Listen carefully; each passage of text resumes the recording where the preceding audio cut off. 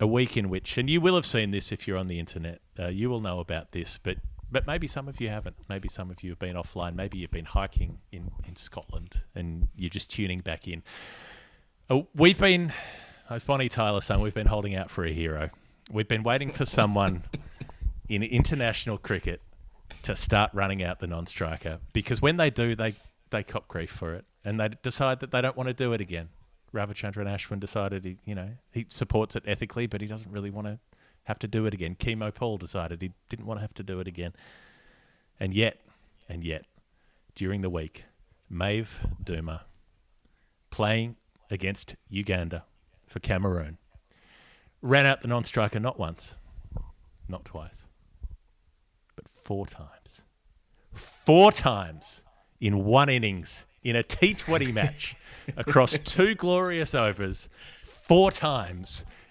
You would have thought after the first one, the players on the team who had suffered the run out might do something about it, but they did not. They kept wandering out of their crease every time the bowler came in. They kept looking to get a head start on the runs that they wanted to get, which they're allowed to do as per the laws. And you're also allowed, as per the laws, to take their wickets if you're smart enough and sharp enough to do it. And Maeve did, with a brilliant combination of skill and audacity that belongs to the young. 4 times. The revolution has begun. Others will follow. This will be the starting point. This is our Independence Day. The first thing I thought, well summed up, the first thing I thought when I saw this was, 4 Mankads in one day, hiding in the depths of your imagination. 4, not once, not twice, not thrice, but 4 times. I think we have a team, don't we?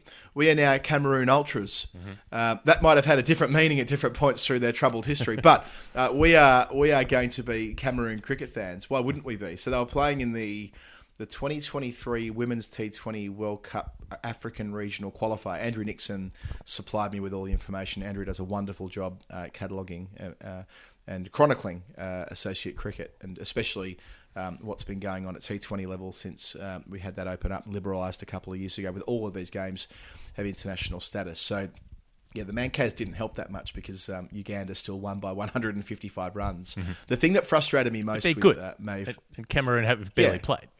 No, that's right. And Cameroon's a relatively new story.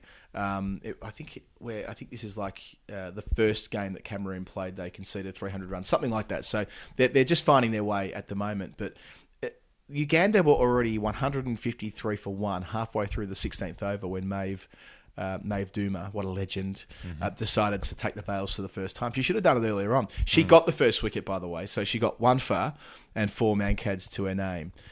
That's a 5 for. That's a 5 wicket bag for my record. Maybe that's the next thing. Now that the MCC laws are now in line with the ICC playing conditions, you want to learn more about that, you can watch our Mankad special from, when was it, Jeff? April 2019, when the patron saint of the final word, Ravichandran Ashwin, elected to Mankad Jos Butler. We really went deep on it and explained the history and the law and why it's a perfectly acceptable dismissal mode. And also, and people miss this out, when they hear Jeff and I talking about this dismissal, they think we want to see more of them. We do in the short term.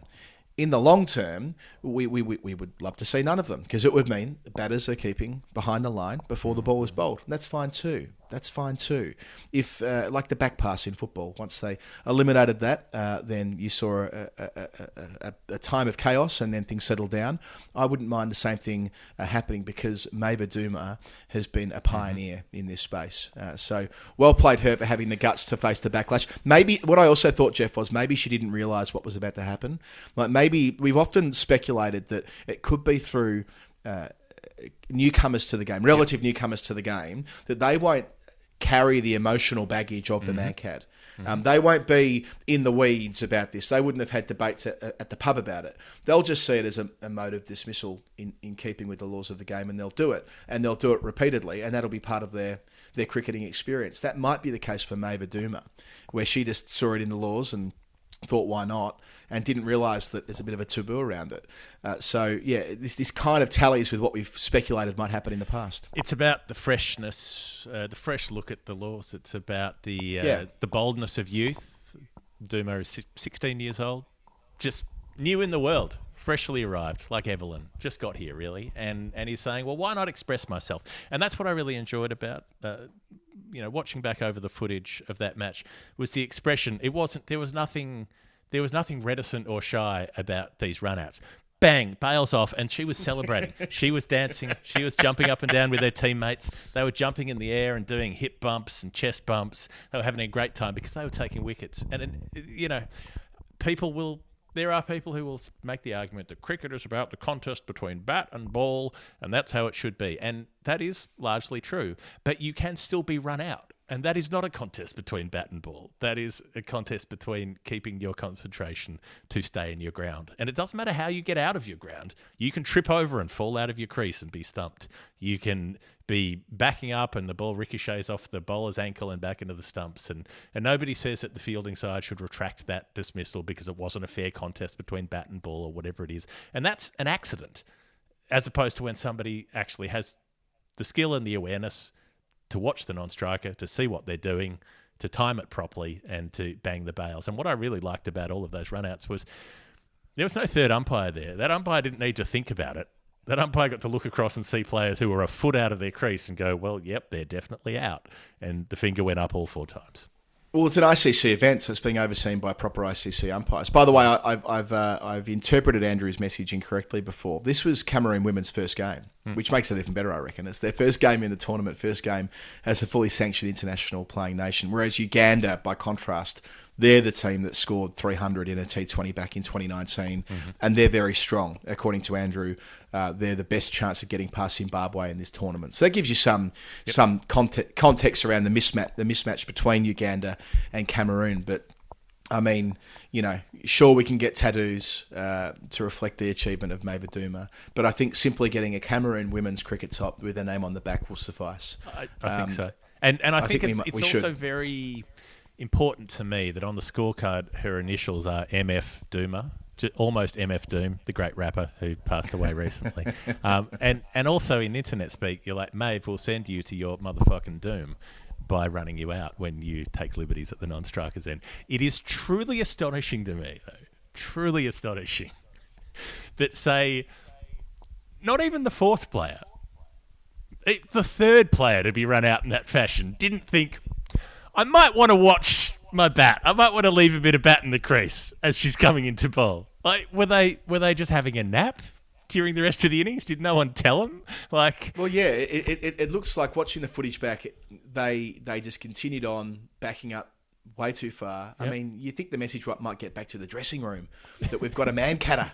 We've got one. We've got a live one here.